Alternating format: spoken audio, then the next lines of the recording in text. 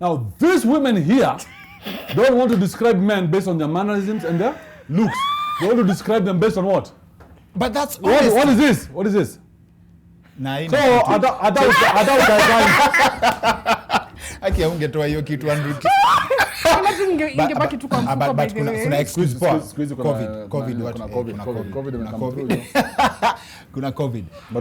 Why don't you nakuelewa, but why don't you appreciate honesty? Like hiyo ni honest ya mtu anakuambia ni aje mimi napenda do. Simple. That's not rude. That's knowing your value. How honest can you be with somebody? Elsa, let me ask you. If I told you, if I go to eat, I don't wash my hands, you'd be like, what? When I go see where I don't do this, you'd be like, what? Because where you're coming from, your environment dictates who you are. You're not coming to me straight up.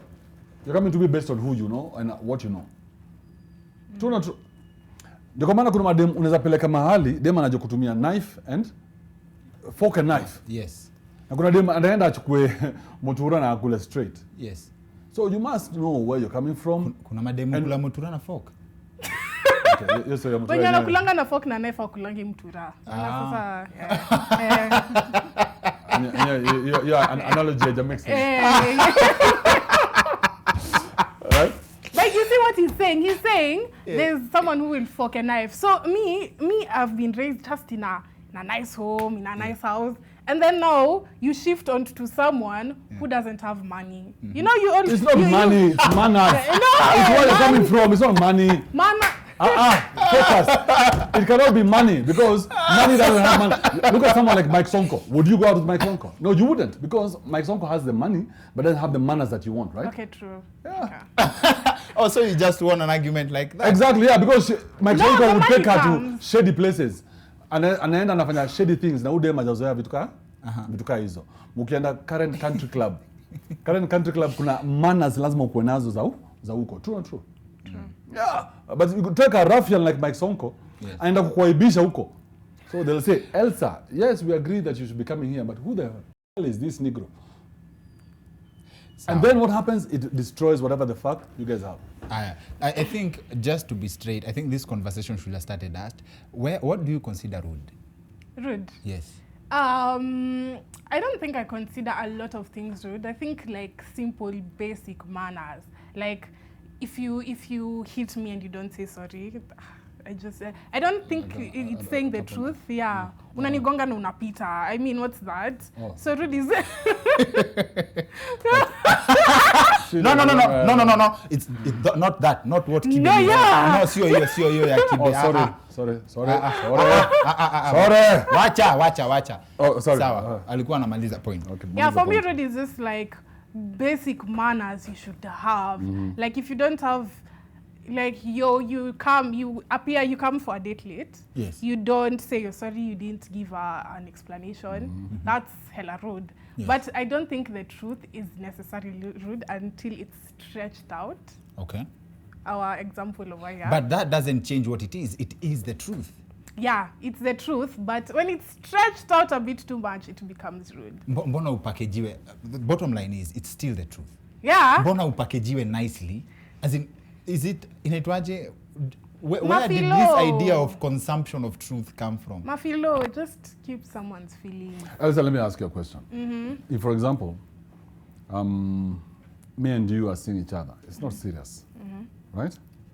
But you're also seeing other people, right? This is happening in Nairobi. Usijifanye kama umestuka. Unaweza kuona dem na dem anaona msee mwingine, ama unaweza kuona msee na msee anaona dem mwingine. Hakuna dem akona mtu mmoja Kibe. Hakuna. Even married women, they all have somebody on the side. Everybody has somebody on the side. That's propaganda. Let's agree. The cycle. Inaitwaje the environment where utoka. Please, in Nairobi and Kenya, +254. I hope you guys can listen to me. Let's agree that everybody has somebody on the side. Hiyo tukiagree tutaongea. Kama tuwezi ongea hiyo, afadhali niishie. But there's nobody who doesn't have somebody on the side.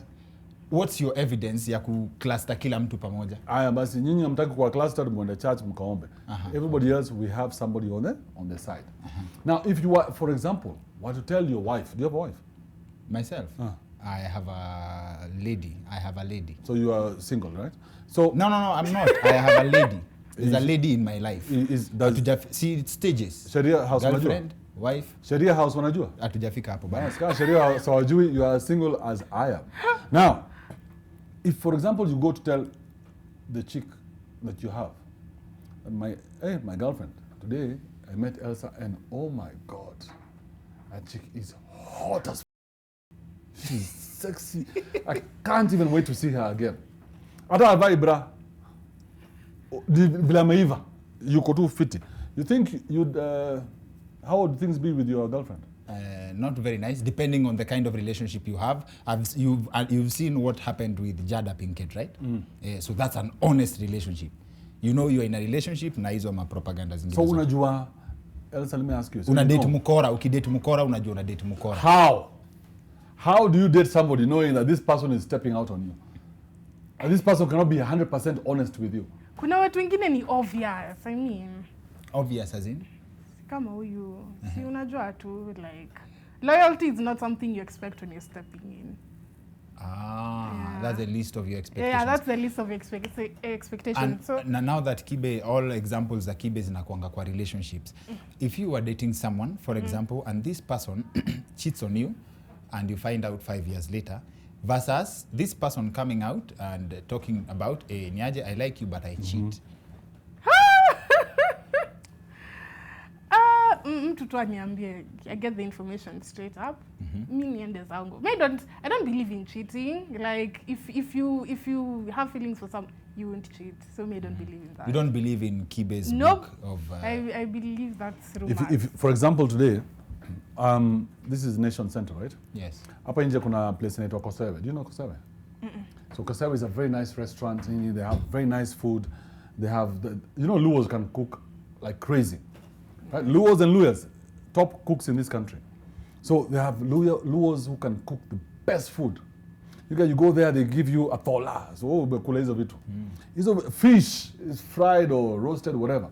But if, for example, for one day, Kingoru utoke hapa uende upate imefungwa, hautakula? Najua sipendi mali unaenda na hii example yako because acha tuende pole pole. Utoke hapa kuna njaa sana, you want to die, you are hungry. And you say, my God, I'm at Nation Center, this is Kimathi Street, right? But Kimathi Street, and I need to eat, and the only person I can eat from is Kosewe. So I go to Kosewe, it's called Ranalos. Yes. Right? I go to Ranalos. And I find Ranalos has been closed. Will I eat that day or not? Or will I go home and cry about Ranalos? Kibe, I understand that you are the brand ambassador for cheating, but in in this context... Will I go eat somewhere else or not? Will you go eat somewhere else? Uyu Kwanza, he just compared women to food. Let's start from there. Restaurants. Not food, restaurants. Restaurants. Okay, that's better. ATMs. Okay, now ATM moja upate ifanye kazi. It's a done deal. Let me go home. I'm dead. I have no money. No. You go to another ATM. The same person who was saying women value themselves with money, you're comparing women to restaurants, eh? It's an analogy. Analogy. But I wish tungemwacha afike mali alikuwa anaenda na hiyo analogy so that we can pin you well na hiyo story ya nitwaje? Na hiyo story ya whether you have kama hiyo analogy na make sense ya kukula kwa restaurant moja ukipata imefungwa you can't eat. Let me give you a real story. A few years back, the woman I thought who would be my wife, she passed on. Okay? She died. She was alive, and then now she's dead. Na amewachana nini? Na mtoi moja. So nifanye nini? Alive, dead. Mtoi tuko naye. So nifanye nini? So niendelea na mtoi, like, I don't know, what do you understand? Unajua, you can't argue. I can't You can't argue with that because it's a very sad story. No, it's a very sad story, and then you don't know how to react to it. But what I'm trying to tell you is this: like men, when the wife passes on, what do? 1 year down the road, this guy already has a chile, right? Because you cannot stop the train from moving. This thing has to keep moving. My feelings never stop from moving. So either you are in this mix, but this thing is moving. Isn't that why in church when people go when people do a wedding, till death do you part? Yeah, which is wrong. which is wrong because it's a very manipulative sentence. What do you mean till death do us part? Oh, uende ukuwe na msemo mwingine huko nje. Till death do us part, bro. Unaget? Mimi nienda nikuwe na demu mwingine huko nje. Till death do us part. The day you stop feeling the same for me like I feel for you. You get what I mean? We're putting each other under so much pressure with this marriage thing, and oh my God, you must do this for me, and oh my God, you must be exactly the way I am to you. No, let me ask you a question, Kibe. Yeah. You've told us your story. Very touching story. But Then it's a very small story. Yes. Ndo expandia mtalia hapa hivi. Mtakuwa, Kibe. Wife died. I can't.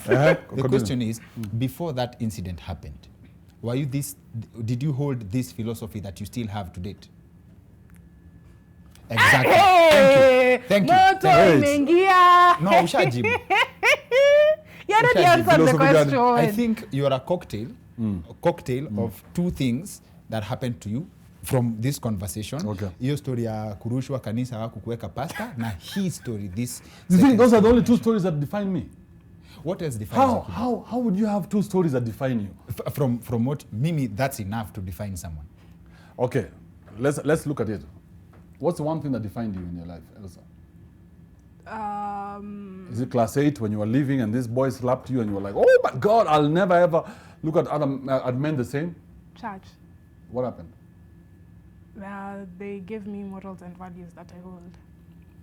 Did they tell you that Solomon had 300 wives and 600 concubines? Yes, they did. Yeah, but you're coming out moral saying one man, one woman, but Solomon. David, did they tell you that David used to sleep with his soldiers' wives? They said that, let me say ideas hapa. They said that, but they also said that David was a sinner. Unaget? So that's it. Inamaanisha the church does not defend David's actions in that context. And in the New Testament, there's only one place in the New Testament. Sorry, we're going to go into the Bible. I have to defend myself. Right? Okay. Keep it. That the Bible says that David was a man after God's own heart. Remember, David is a guy who, when he was on his deathbed, right, they brought in akachile to him kuona kama tambao. Na bila alikosa kumbao akasema yenyewe David anakufa. Wewe, right? Kibe, it's a shame. So if that's Kibe. the Bible as you guys are reading. No, Kibe. Alafu mta kampuni ambia sijui nini. It's a shame. Really serious. There are no morals, there are no values. No, it's we're a all shame. living the life like we're all living. Kibe, it's a shame that in the Bible story of Solomon... Oh, sorry. But no, it's fine. It's a shame that in the Bible story of Solomon, between wisdom and women, you left with 700 women and left with 300 the women. concubines. do you understand what it means to have 1,000 women? Right? Now, let's take for example, you have 1,000 women. 3 years before Pigelap, but yes, that's what it means. That's 365 days a year. Yes. Right? 1,000 women. Now, if you were to decide to cross with all of them, it will take you maybe 6 years. Okay, miss siku moja ya kuresearch. Sindio? Sasa ona wakati watu walikuwa wanaambiwa Solomon aliamshwa na wisdom enough to keep 1,000 women, wewe uliangalia zile the number of time it will take you to handle 1,000 women. Of course. Kibe, ni nini? Let's be logical.